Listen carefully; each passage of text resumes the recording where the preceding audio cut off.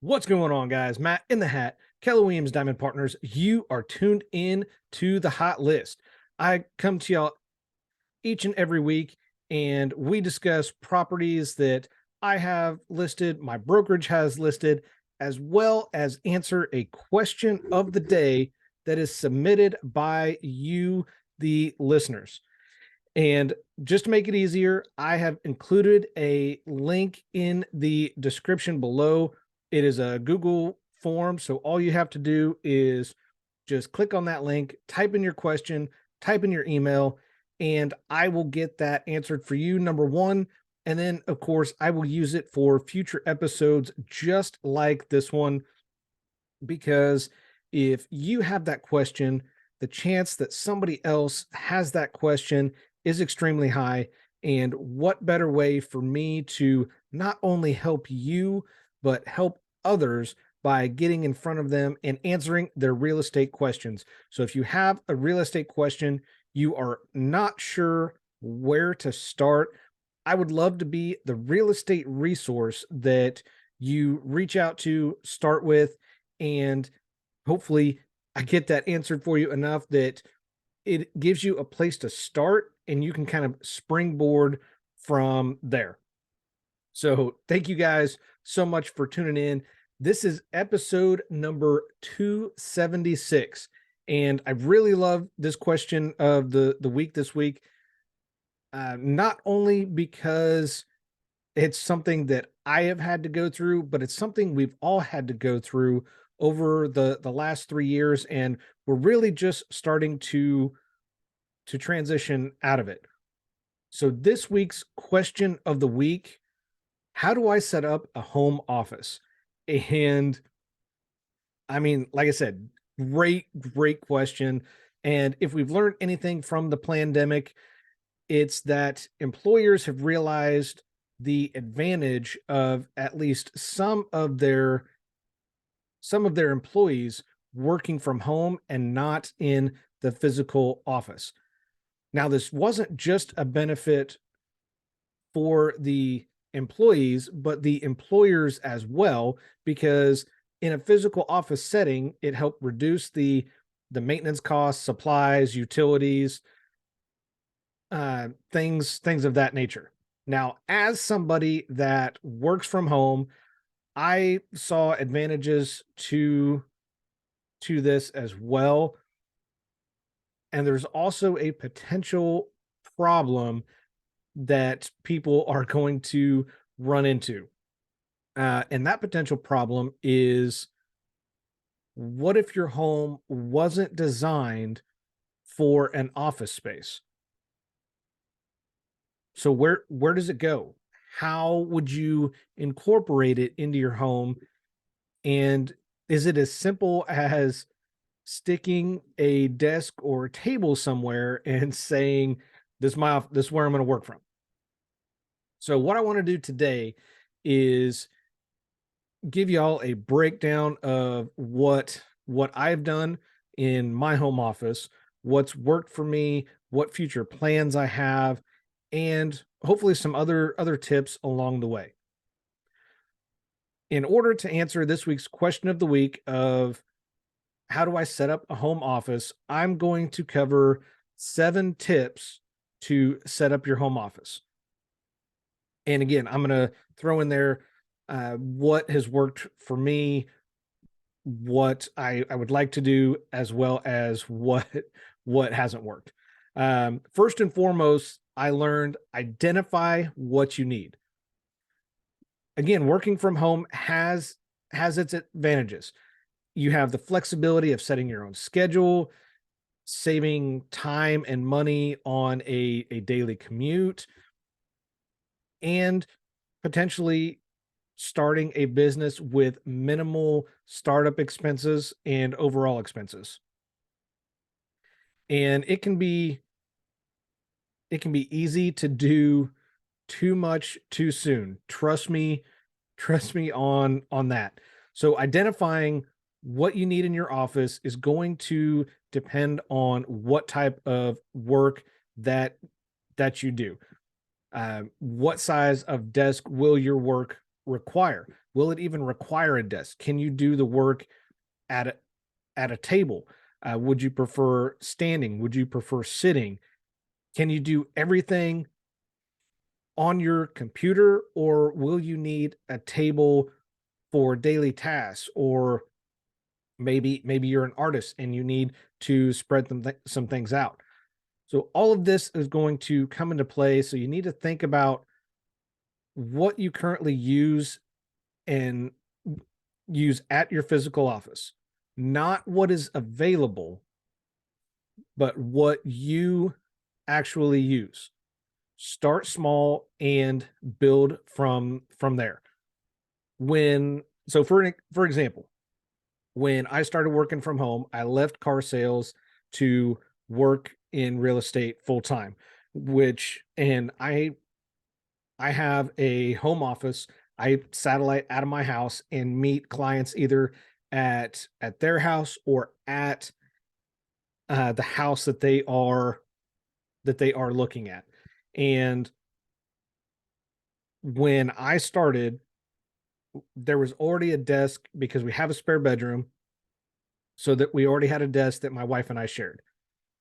I may have jumped the gun on a few things because I was like, oh man.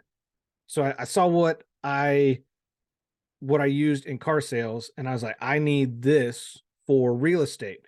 So I bought printer paper, staples, paper clips, pens, pencils. I don't even use pencils, but I bought them. I post-it notes. I bought 12 notebooks. 12 notebooks. And I'm not just talking, like the thin size one subject notebooks. I bought 5 subject notebooks that are an inch and a half thick. I bought 3-ring binders. I bought manila folders. I bought the folder hangy thingies. I don't know what they're called. Maybe they're called hanging folders. I don't know. And so I bought all of this and I brought it home, and my wife looks at me and she is like, "What the fuck did you do?" And she said, "Where'd all this come from? Who paid for all this?" Uh, yeah, it didn't get any better. So I did all of that, and I say all of that because within the first year, I realized that I didn't use even half of what I bought. What I ended up using was the printer paper, a few notebooks, post-its, and some pens. That's what I used out of everything that I bought. So, then you are spending money up front, but then you have all of this crap that you just bought. So what do you do with it? You got to find somewhere to store it. So it's just a never-ending cycle of just piling up. So after I got rid of some of it, I was able to sell it off. Some of it I just donated. Uh, I came to realize what I used. So for me, I use a desk. I use it every single day. And if you don't currently have a desk and you are not sure if you're going to need one, start small. You can create a desk as simple as maybe a kitchen table or a card table to start off with. Or if you don't have a spare room in your office, maybe you can take a closet or an area in a room, install a shelf that is deep enough and maybe long enough for to simulate a desktop, and just fix that to the wall. Now, your office may look different. I'm a real estate agent, so I do require a desk. I require a computer. I have a printer. I have books. I have notebooks. Most of that is on the desk, which is why the camera's looking at me and not at my desk. But for example, maybe you are a photographer. So your office may look different because you're going to use, you're going to maybe need props, storage, lighting, different backgrounds. I brought up the artist as an example earlier. Maybe if you're truly an artist, are you a painter? Are you a designer? Do you need an actual table instead of a desk? Are you going to need specialized software? Maybe a high quality HD HD printer. Uh, those offices are going to look different. And if you don't work for yourself and you work for another company, which there's nothing wrong with, there's a lot of us that do it. Ask them because they either may have specific equipment or requirements of what they want you to use, and they may provide that. They may do some type of reimbursement. Just ask them and find out. Now, before you go and make some of the mistakes that I did, and then have to explain or maybe justify what you bought, why you're showing up with $300 worth of office supplies that you haven't used, and you have to justify that to your spouse. I would recommend creating a detailed list of what you will need in your home office and compare this. So start with it. What do you use if you have a physical office working for whatever company you work for? Start with that and create a detailed list of what you use every day. Set up a space in your house that meets those requirements. And again, I'm not saying that you have to kick one of your kids out of the room, take over their room. Maybe it's something that you set up in the basement, temporarily in the living room, the kitchen, whatever it is. Make sure it is a dedicated space and start small. If it's good enough for right now, start there and then build up to something that is a dedicated space that creates some separation. Which actually takes us into number two, and I ended that last little bit to bring us into number two, which is choosing a dedicated area. Your office should ideally be in a quiet area, allows you a little privacy or at least noise reduction in some cases from the rest of the house, especially if you have children, roommates, or maybe a spouse that works from home as well.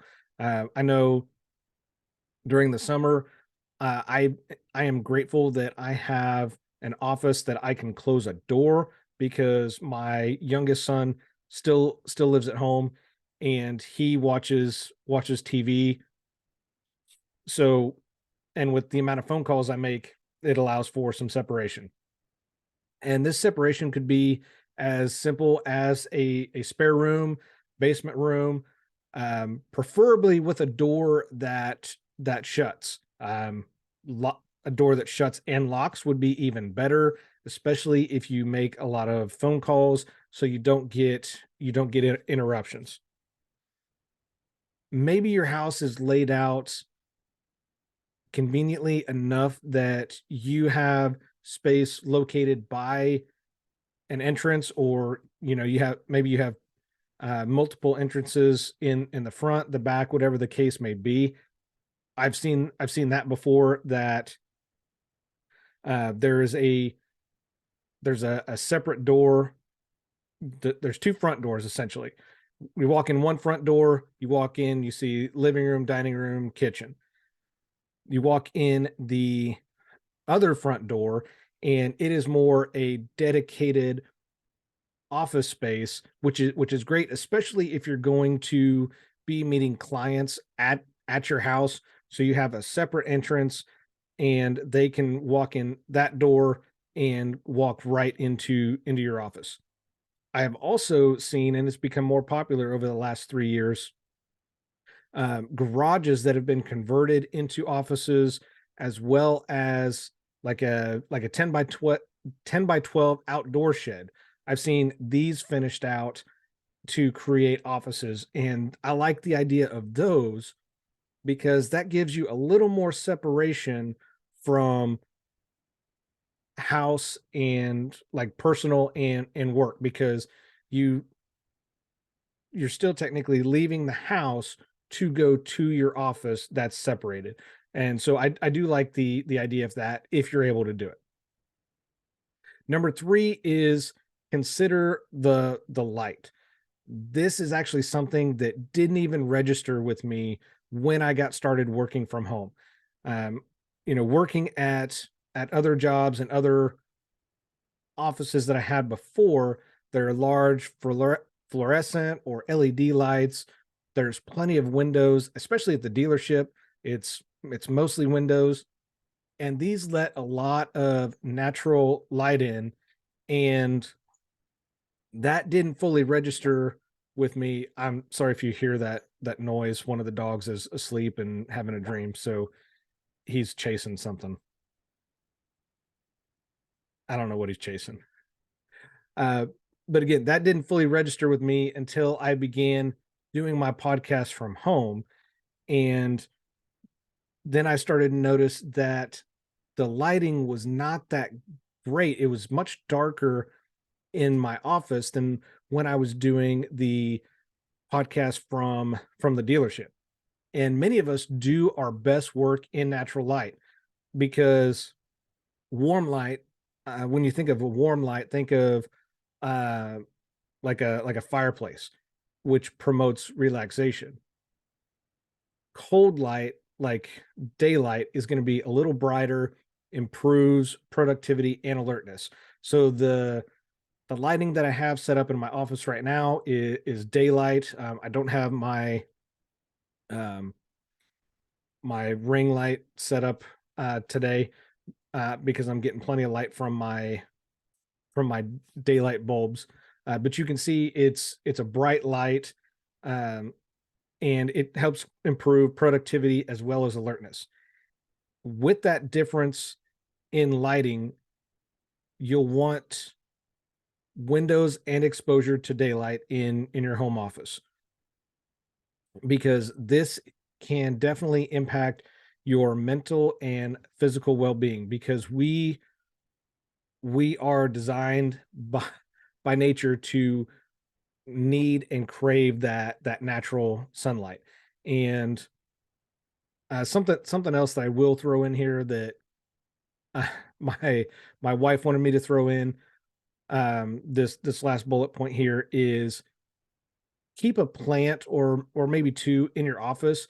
By doing this, you can also improve your well-being as well, because plants in an office setting can actually increase your productivity and make you feel happier while you're working.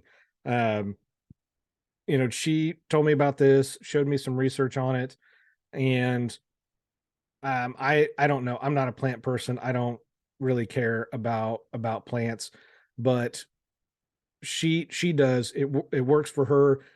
Most, and that's why most office settings that you see, people will have plants in there. Not only is it a way to personalize it, but it just makes them a little more productive as well as happier.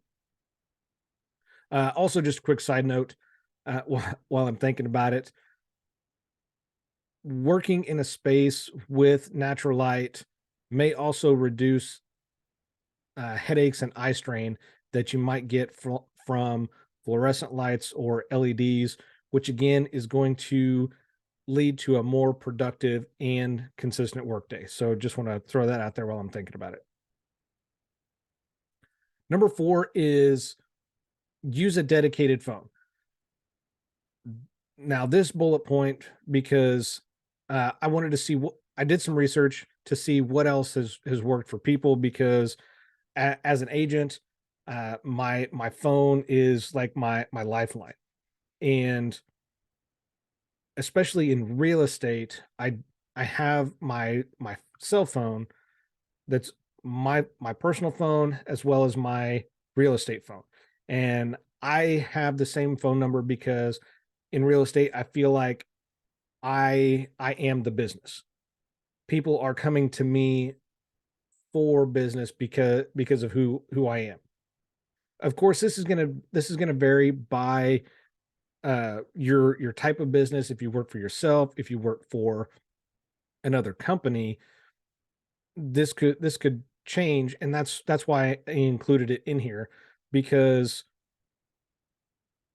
we talked about the potential savings in the intro with either startups or companies, and sharing a phone line. If somebody is not aware that you run a business or are a business, and they call and get a generic voicemail, you know, it could be confusing as well as counterproductive, because shared voicemails may sound unprofessional or confuse clients because they think they are calling you. So personally, they think they are calling you, and then they hear a voicemail for a business. On the other side of that,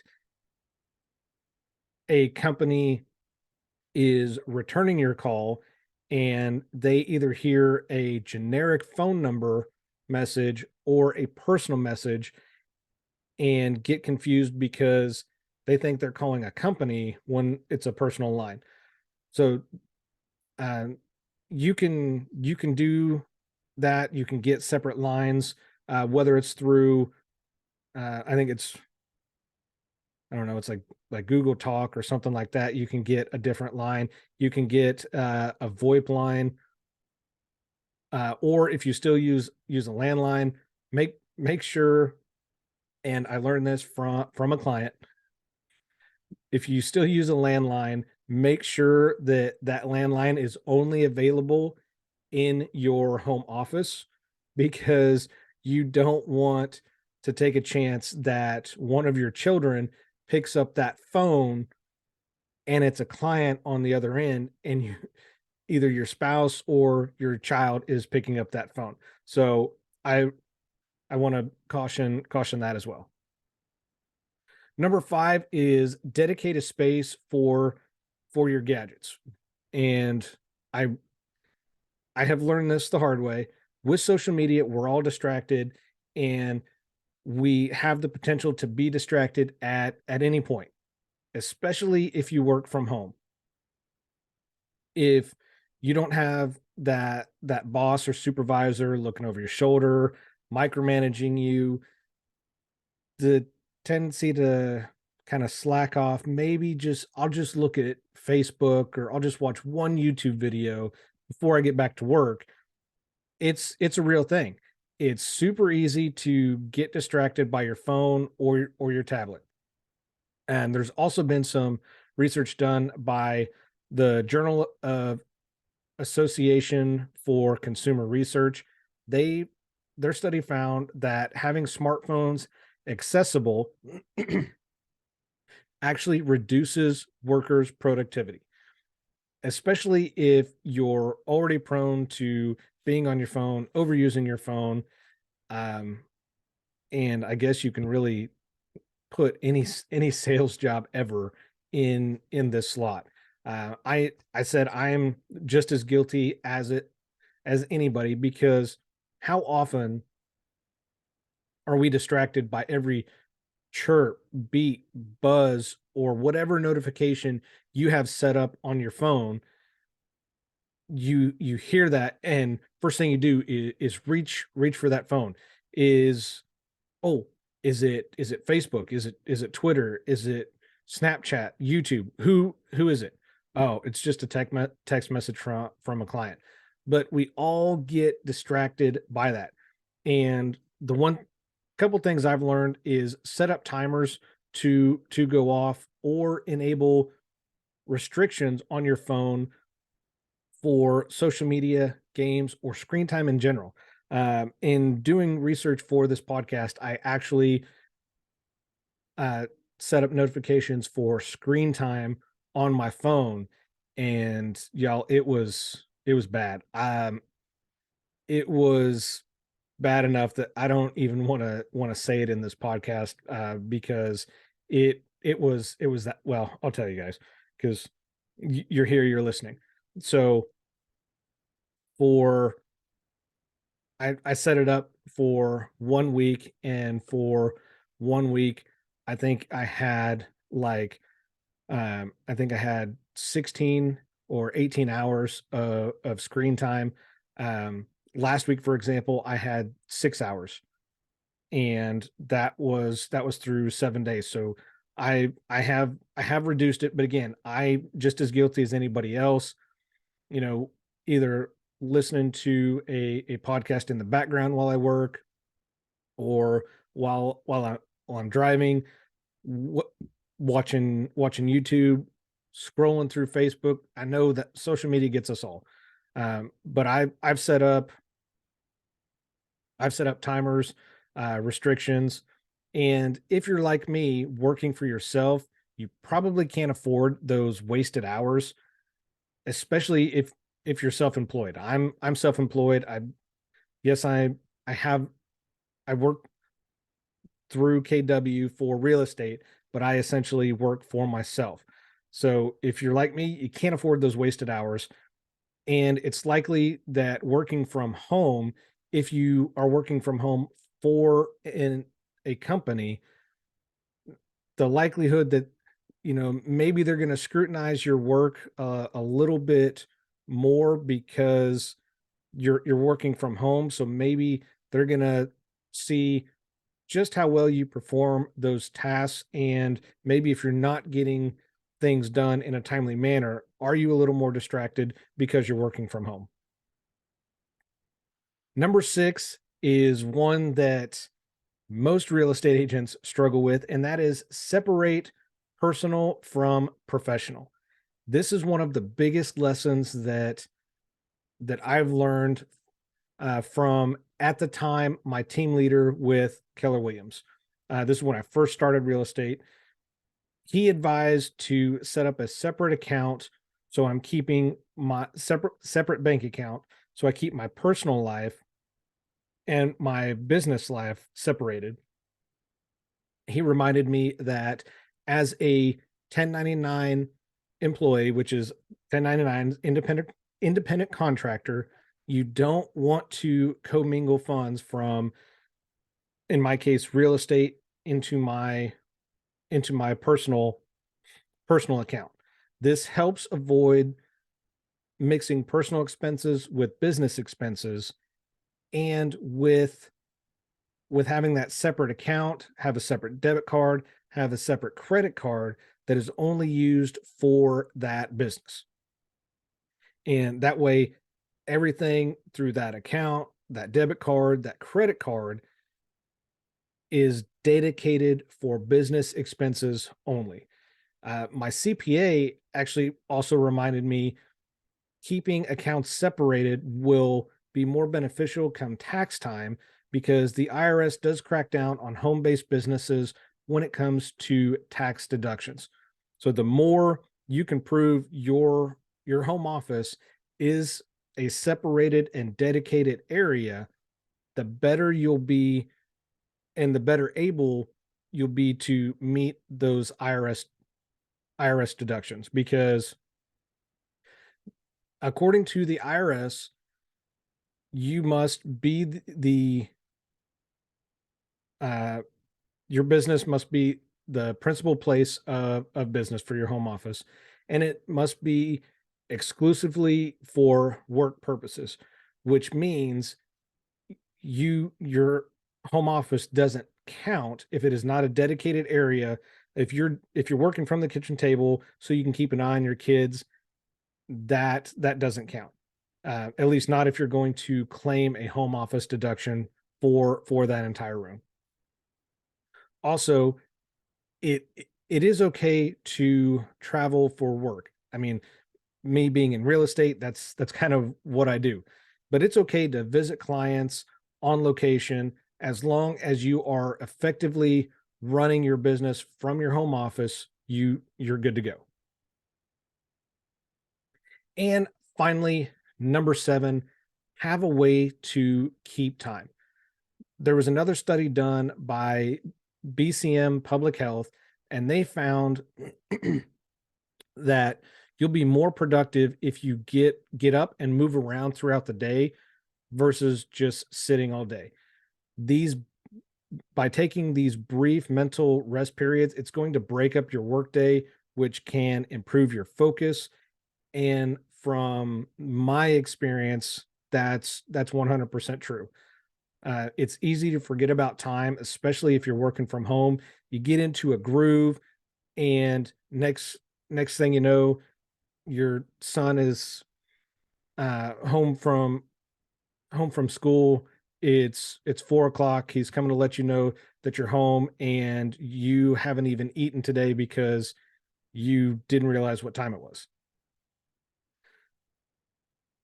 So people working from home offices are also a little more likely to overwork themselves than traditional workspaces, because physical offices, traditional workspaces have other people. They have a break room, they have a water cooler, they have a kitchen or kitchenette, bathroom, whatever the case may be. And you typically have to clock out for lunch. And working from a home office, that's not always the case. I mean, for example, I from my home office, it's me and the dogs. And it's easy to just work and not take breaks. So have a way to track the time in your office, whether it is a clock on the wall, an alarm clock on your phone. What has worked for me recently is um, working shorter amounts of time. For example, what has been working for me when I'm not showing houses, I set a timer for 45 minutes on my phone. I also utilize a 15-minute calendar. Now, the 15-minute calendar, I just went into Google, typed in 15-minute calendar. And I do this to not only track what I'm doing, but making sure that I am being as productive as possible and not getting distracted. So when the alarm goes off, take 10, 15 minutes, whatever you want. Just take a little bit of time, walk around your house, refill your water bottle, grab a snack, use the bathroom, whatever you need to do. This has helped me break up sorry. This has helped me break up my workday a little bit, help maintain more regular hours. So I'm more aware of the time throughout the day, and it helps me get more out of my day with fewer distractions. So uh, hopefully you have made it this far. I greatly appreciate it. I know this is definitely one of my longer episodes, and I know I have thrown a ton at y'all, and I hope y'all listen to this more than once. And because there's a lot of information, I covered a lot. um, what's worked for me. I know recently, I did have to upgrade my printer. I'm in the process of upgrading my my desk that I have now to a standing desk, and I'm looking at one that is going to be it'll have programmable heights for when I feel like sitting and when I want to stand, because I would much rather stand than sit, because most of my day consists of me sitting. I have noticed when I make calls, I typically stand and will walk up and down the hall of the house, and I just feel more energetic when I stand versus when I sit. Uh, so I'm gonna be doing that and upgrading my file cabinets and some of my shelving as well.